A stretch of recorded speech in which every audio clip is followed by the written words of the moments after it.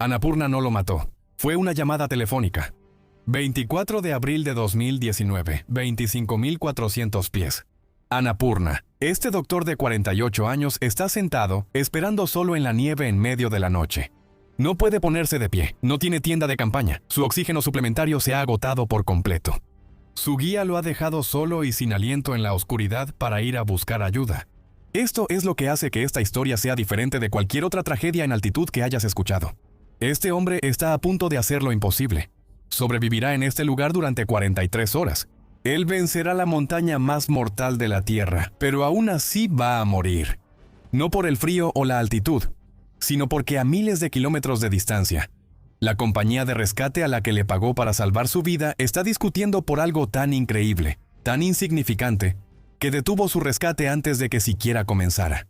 Y mientras discuten, él se está quedando sin tiempo. Este alpinista sobrevivió en Annapurna. Lo que lo mató es increíble. Bienvenidos al límite extremo.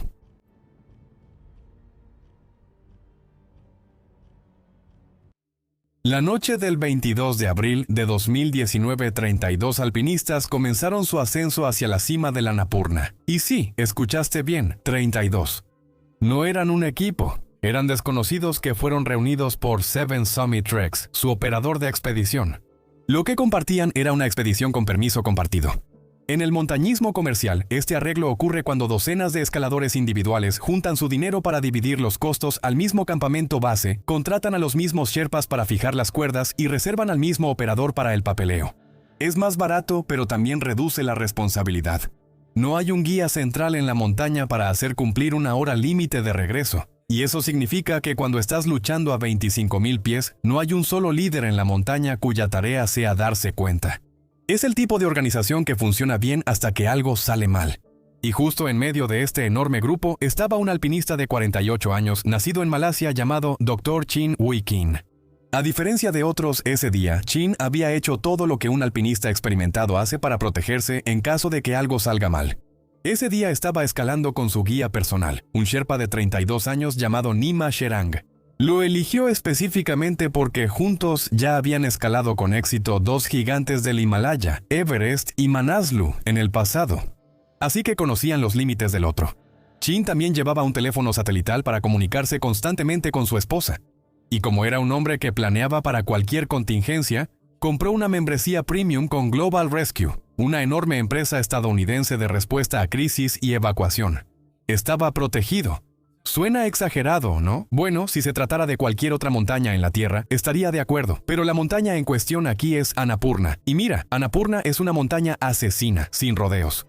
Quiero decir, claro, en el Himalaya, el Everest acapara los titulares, los documentales, las multitudes, y sí es peligroso, pero es un peligro conocido. Annapurna es otra cosa. La altura de 26.545 pies, o el hecho de que sea la 10ª montaña más alta del mundo, no es lo que hace peligrosa a esta montaña. Es el terreno, las avalanchas que pueden ocurrir sin previo aviso, y una ruta de descenso tan técnica y expuesta, que incluso los alpinistas que logran llegar a la cima no siempre logran bajar. Históricamente, por cada 3 personas que logran llegar a la cima del Annapurna, una persona muere en la montaña. Para comparar, la proporción del Everest es aproximadamente de 100 a 2. Puedes ver que el Annapurna es exponencialmente más letal. Simplemente sobrevivir a una montaña como esta ya es un obstáculo, pero cuando Chin se preparó esa mañana para salir del campamento 4 en las primeras horas del 23 de abril de 2019, nada de eso le parecía un problema. Era un hombre que ya había estado en la cima del mundo, literalmente. Un año antes había escalado el monte Everest, y antes de eso había hecho lo mismo en la montaña más alta de África, Sudamérica, Europa, Australia, en todas ellas. Había experimentado lo que este tipo de altitud le hace a una persona, y había salido de ahí de pie. Y esto era a lo que habían conducido semanas de preparación en el propio Annapurna. Se había aclimatado durante semanas en el Annapurna, subiendo y bajando para permitir que su cuerpo se ajustara lentamente al aire que no estaba hecho para sostener la vida humana. Había superado todo eso. Estaba en el campamento 4. Tenía a su guía, su teléfono satelital y Global Rescue en marcación rápida. Estaba tan protegido como un hombre puede estarlo en una montaña como esta. A su alrededor, en la oscuridad, otros 31 alpinistas estaban haciendo los mismos cálculos, revisando sus equipos de oxígeno y ajustando sus crampones.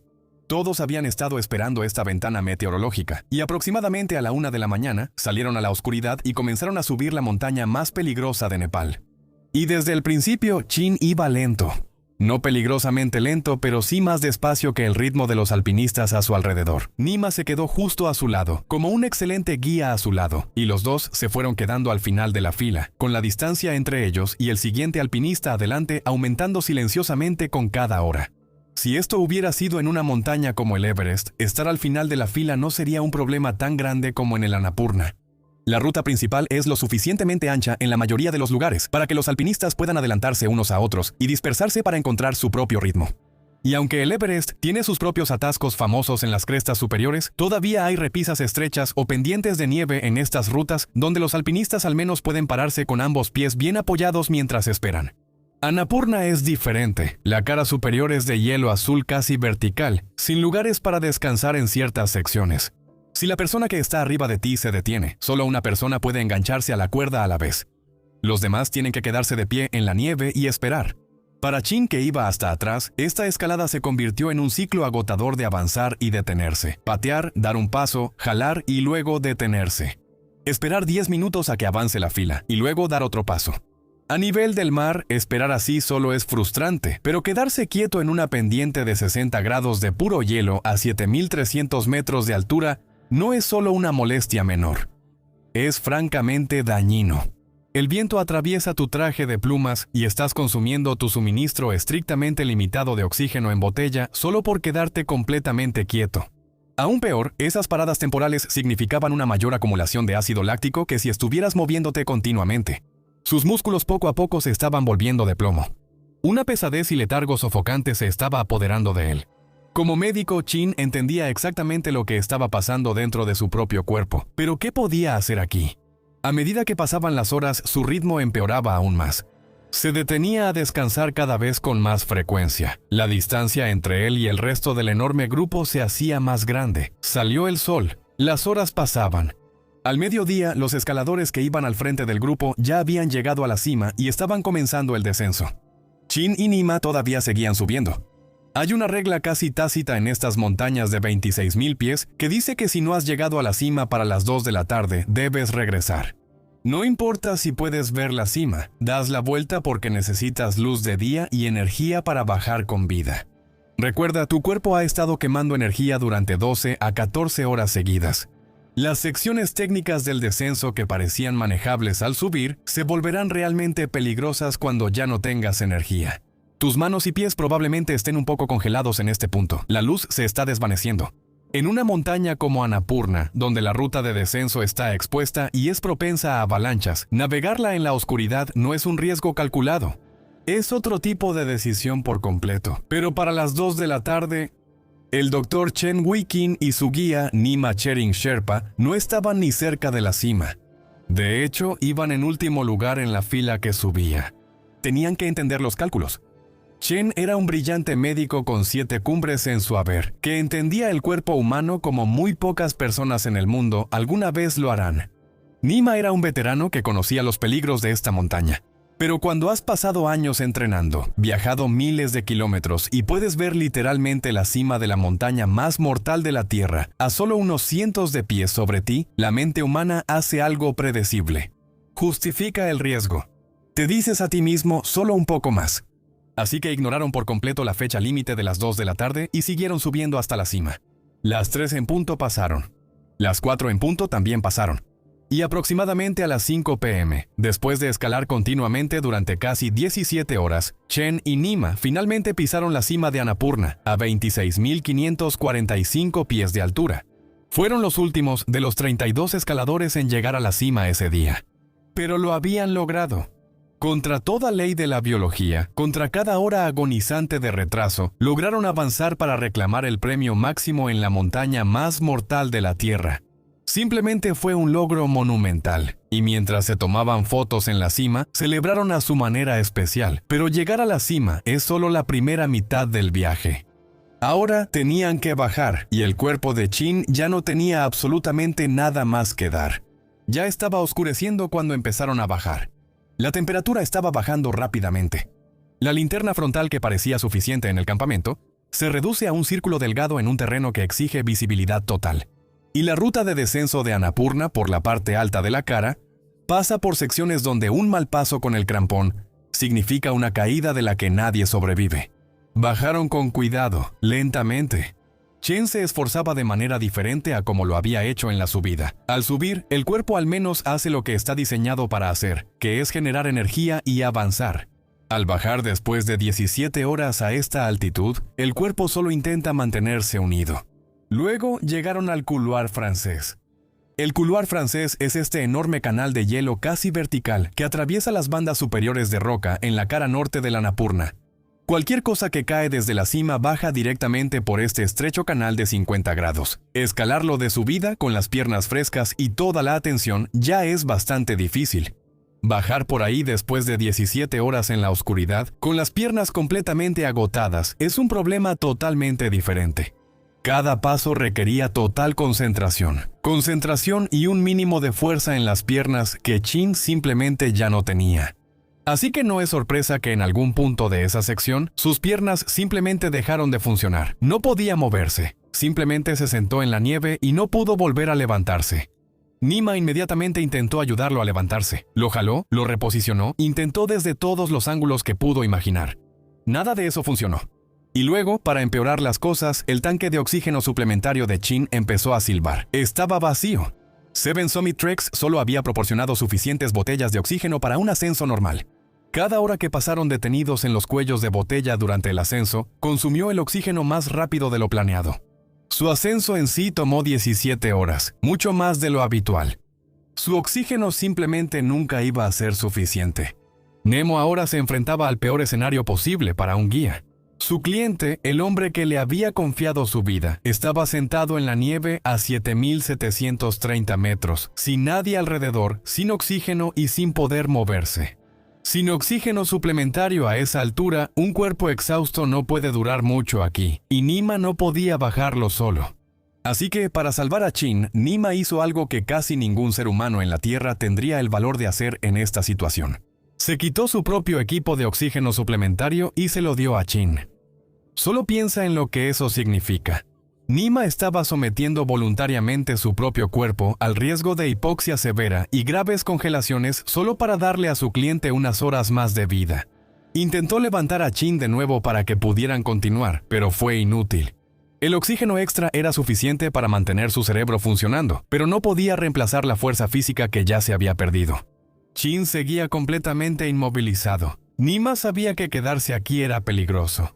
Sin oxígeno suplementario para él mismo, su propia respiración fallaría, y si se quedaba hasta la mañana, ninguno de los dos sería encontrado con vida, así que tenía dos opciones difíciles frente a él. ¿Debería dejar solo en la montaña, en la oscuridad, al hombre al que había prometido proteger, o quedarse y de alguna manera esperar un rescate? Nima decidió irse. Le dijo a Chen que iría a buscar ayuda al campamento 4. Luego se puso de pie y comenzó a bajar solo, cansado y sin oxígeno, en lo que estadísticamente es una de las montañas más mortales de la Tierra. Casi no logra bajar él mismo. En algún lugar en la oscuridad se cayó y casi se rompe la espalda. Las congelaciones avanzaban cada vez más en sus manos y pies con cada paso, y aún así bajó corriendo, impulsado por un solo propósito. Chen seguía vivo allá arriba, y alguien tenía que saberlo. Se arrastró hasta el campamento 4 a las 12:30 de la madrugada del miércoles 24 de abril de 2019. Apenas estaba consciente. La congelación había dañado profundamente sus manos y pies, pero lo logró. Inmediatamente avisó a los alpinistas cercanos que Chen, su cliente, seguía vivo y estaba sentado en la nieve justo arriba del couloir francés. Necesitaba ayuda para volver a subir y rescatarlo. Y afortunadamente, la gente necesaria para hacer exactamente eso ya estaba ahí en el campamento. Ahora, el campamento 4 no estaba vacío. Los alpinistas que habían hecho cumbre ese día todavía estaban ahí. Entre ellos estaba un hombre llamado Nirmal Purja, también conocido como Nims Dai. Él era un exmiembro de las Fuerzas Especiales Británicas, posiblemente el alpinista de gran altitud más fuerte que existe, y tenía un equipo de sherpas de élite ya en altitud y listos para moverse. Pero para volver a subir a la zona de la muerte, un equipo de rescate necesita oxígeno suplementario. Habían usado sus tanques en su propio intento de llegar a la cima, y sin ellos estarían muertos antes de alcanzarlo. Afortunadamente, conseguir esos tanques no era complicado. Todo lo que necesitaban era un helicóptero desde el campamento base volando hasta el campamento 4 con 6 botellas de oxígeno. 6 botellas y el equipo en tierra sube y baja a Chin. Afortunadamente, Chin estaba preparado para este tipo de situación. Abajo, en el campamento base Seven Summit Treks, la empresa con la que Chin se inscribió, tomó el teléfono y llamó a Global Rescue. La compañía estadounidense de evacuación por la que Chin había pagado miles de dólares. Era la red de seguridad definitiva. El modelo de negocio de esta empresa de respuesta a crisis era extraer a sus clientes de los lugares más peligrosos de la Tierra. Todo lo que tenían que hacer era autorizar el vuelo, pagar por el helicóptero para dejar el oxígeno y dejar que Nirmal Purja y su equipo se encargaran del rescate. Así que cuando la llamada se realizó, Seven Summit Treks esperaba una aprobación rápida. Explicaron el plan. Chin estaba sentado en la nieve justo arriba del couloir francés. Un equipo de élite en tierra estaba esperando en el campamento 4. Solo necesitaban que el helicóptero dejara el oxígeno y ellos irían a buscarlo. Pero Global Rescue, al otro lado del teléfono, veía esto de manera diferente. Su respuesta a la solicitud del helicóptero fue: no autorizarían el helicóptero. Según el contrato de membresía que Chin firmó con ellos, Global Rescue proporciona extracción desde una ubicación conocida. Pero eso es un rescate, y ellos no pagan por búsquedas sin un punto definido. Y como Nima había dejado a Chin en la oscuridad, los ejecutivos en Estados Unidos argumentaron que no tenían sus coordenadas GPS exactas. Legalmente clasificaron la misión como una búsqueda y las búsquedas no estaban cubiertas. Allá en el campamento base, Seven Summit Treks discutió con ellos por teléfono. Insistieron en que sabían exactamente dónde estaba. La ruta es una sola línea hacia arriba en la montaña. Él estaba sentado justo ahí. Solo necesitaban que dejaran el oxígeno en el campamento 4 para que los Sherpas pudieran subir y bajarlo, pero Global Rescue no cedió. Ellos respondieron, argumentando que es trabajo del operador de la expedición proveer su propio oxígeno de respaldo, no de la compañía de rescate. Señalaron que los helicópteros no pueden volar legalmente en la oscuridad y que el campamento 4 estaba a 23,000 pies muy por encima del techo operativo seguro de la mayoría de los helicópteros de rescate en Nepal. Esto era un punto muerto de manual. Y todo esto se desarrolló a través de llamadas telefónicas entre un campamento base en Nepal y una oficina corporativa en Estados Unidos, mientras Nims Purja y su equipo estaban sentados en el campamento 4, agotando su propio oxígeno y desgastando sus cuerpos, esperando un helicóptero que no llegaba. Ahora debes saber que había una razón mucho más oscura para el estancamiento, y no tenía nada que ver con argumentos legales ni límites de aviación. La verdad es que Global Rescue simplemente no confiaba en las personas al otro lado del teléfono. Solo unos meses antes, la industria de escalada de Nepal había sido expuesta por un enorme escándalo de rescates falsos. Resultó que algunos operadores de expediciones y compañías de helicópteros habían sido sorprendidos fingiendo emergencias en las montañas y solicitando vuelos innecesarios solo para cobrarle a las compañías de seguros millones de dólares. Global Rescue ya había sido engañada antes. De hecho, Seven Summit Treks fue multada con $44,000 en 2018 por el gobierno nepalí por guiar a escaladores con permisos falsificados, lo cual es un cargo completamente diferente. Pero desde un escritorio corporativo en Estados Unidos, bueno, es como si un operador te llamara exigiendo un vuelo que viola las reglas de aviación y pidiéndote que pagues la cuenta para salvar a un escalador que ni siquiera conoces ni sabes dónde estaba. No parecía un rescate, parecía una extorsión. Aún peor, Seven Summit Treks tenía un historial de manejar sus propios rescates con sus propios Sherpas y sus propios helicópteros. Así que, desde la perspectiva de Global Rescue, los números no cuadraban. Si este operador normalmente se encargaba de sus propias emergencias, ¿por qué de repente insistía en que Global Rescue autorizara los vuelos y pagara la cuenta?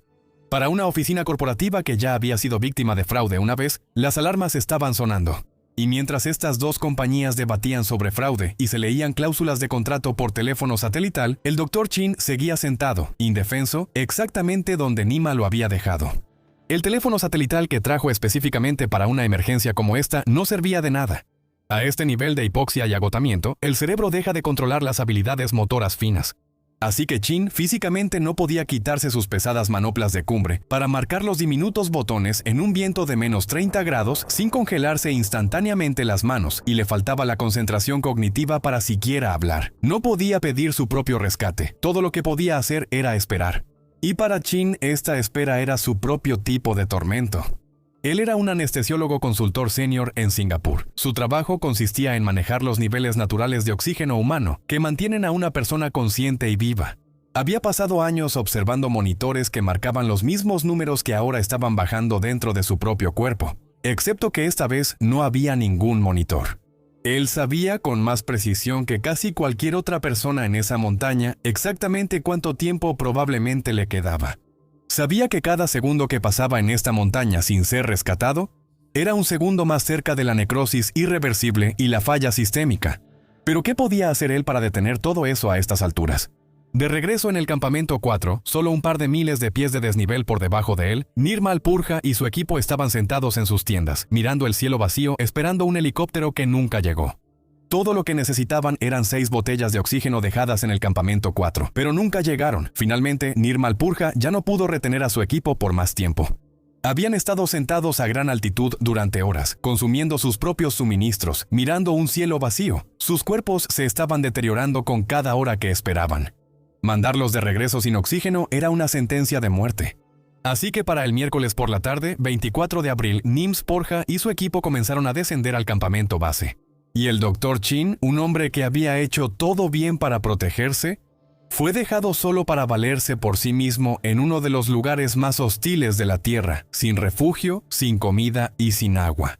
A miles de kilómetros de distancia, en Singapur, la esposa del Dr. Chin, la doctora Thanaporn, se dio cuenta de que la compañía de seguros nunca iba a salvar a su esposo, así que dejó de esperar su aprobación. Ella ignoró por completo a Global Rescue, tomó el teléfono y llamó a una compañía privada de helicópteros nepalesa llamada Simrik Air. Ella personalmente garantizó un pago de $40,000 de su propio bolsillo, sin contrato ni discusión. Así que la mañana del jueves 25 de abril, un piloto llamado Capitán Vivek Kokka despegó, buscando hacer lo que una agencia de rescate multimillonaria no haría. Llevó su helicóptero mucho más allá de sus límites certificados de aviación y voló a más de 25,000 pies en el aire enrarecido sobre Annapurna. Mientras giraba sobre el hielo empinado del corredor francés, vio algo. Una figura en el suelo que al principio no se movía en absoluto. Luego, débilmente, un brazo se levantó agitándose en el aire. Era el Dr. Chin. De alguna manera, increíblemente, después de casi 40 horas solo a 25,400 pies en temperaturas bajo cero y sin oxígeno, sin refugio, sin comida, sin agua, el Dr. Chin Chin Wikin estaba vivo y saludando al helicóptero. Pero encontrarlo fue solo el primer problema que resolvieron. El capitán Kokka podía verlo, pero un helicóptero no puede simplemente quedarse suspendido a 25,400 pies, abrir una puerta y meter a un hombre paralizado adentro. El aire es demasiado enrarecido aquí. El capitán Kokka no pudo extraerlo, así que corrió al campamento base donde Nims Purja y su equipo élite de 4 Sherpas ya estaban listos y esperando. Cargaron el helicóptero con cilindros de oxígeno del propio suministro de oxígeno de Seven Summit Trek, el mismo oxígeno que había estado presente en el campamento base todo el tiempo. Simplemente habían estado rogándole a la compañía de seguros que se los llevara en helicóptero desde el martes. Pero la dura realidad de la física de la aviación en el Himalaya es que un helicóptero completamente vacío y despojado apenas puede alcanzar los 25,000 pies solo para mirar alrededor. Pero un helicóptero cargado con 4 Sherpas de gran tamaño, equipo grueso de rescate invernal y pesados cilindros de oxígeno de metal no puede volar ni cerca de esa altura. El aire simplemente es demasiado enrarecido para que los rotores generen sustentación para tanto peso. El capitán Kokka los llevó de regreso a la montaña, pero no pudo llevarlos hasta el campamento 3. Eso estaba a unos 1,250 metros por debajo de donde estaba Chin.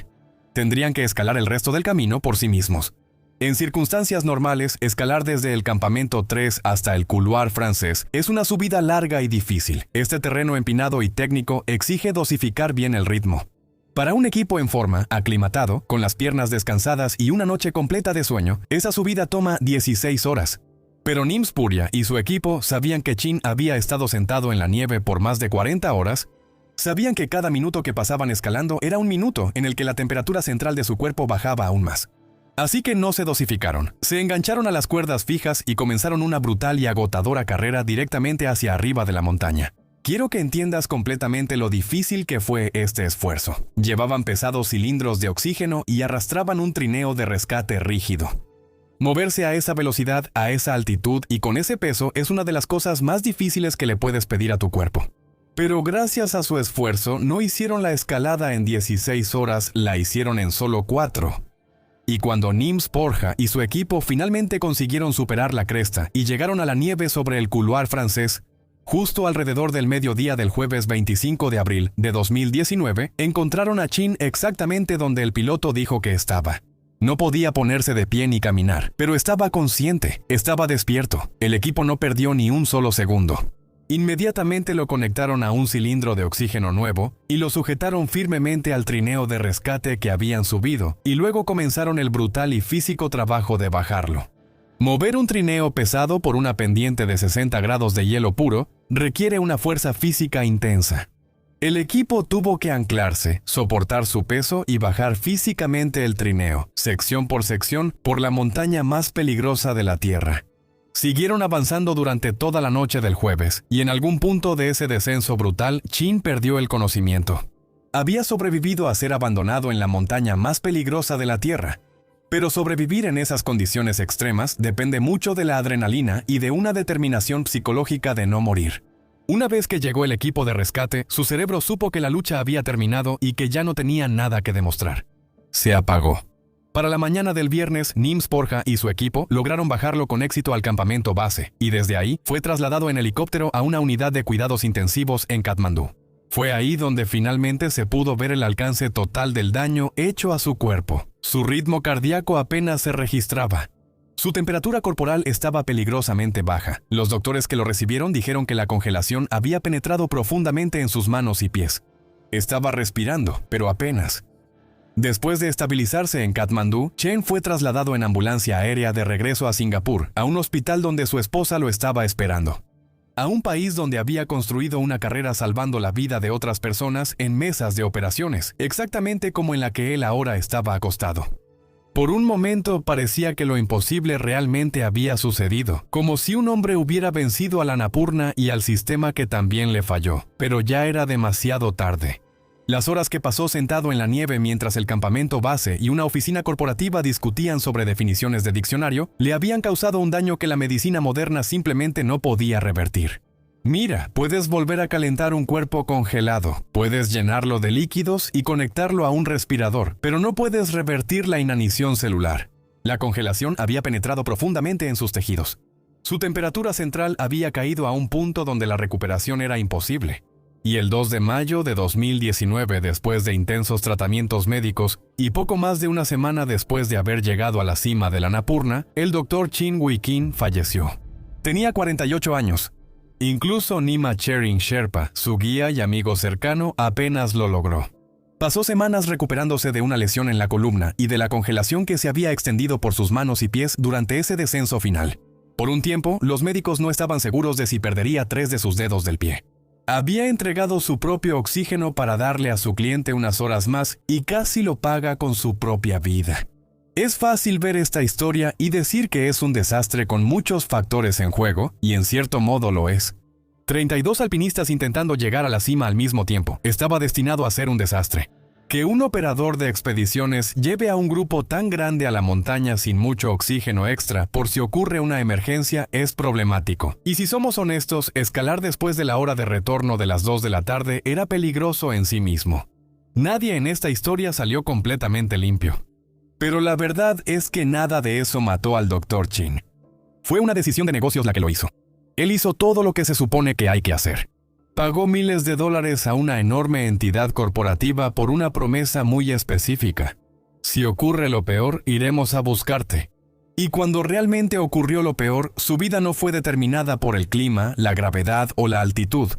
Fue determinada por un gerente de riesgos corporativos discutiendo sobre la definición legal de la palabra búsqueda. ¿Cuál crees que es el propósito de una red de seguridad si a las personas que la sostienen se les permite soltarla en el momento en que les cuesta dinero? Este desastre en Annapurna demostró que un sistema corporativo roto puede ser tan letal como la zona de la muerte. E incluso en 2026, la zona de la muerte no se vuelve más segura. Si quieres ver exactamente cómo 5 alpinistas se convirtieron en víctimas de la temporada más concurrida en la historia del Everest, esa historia está justo aquí.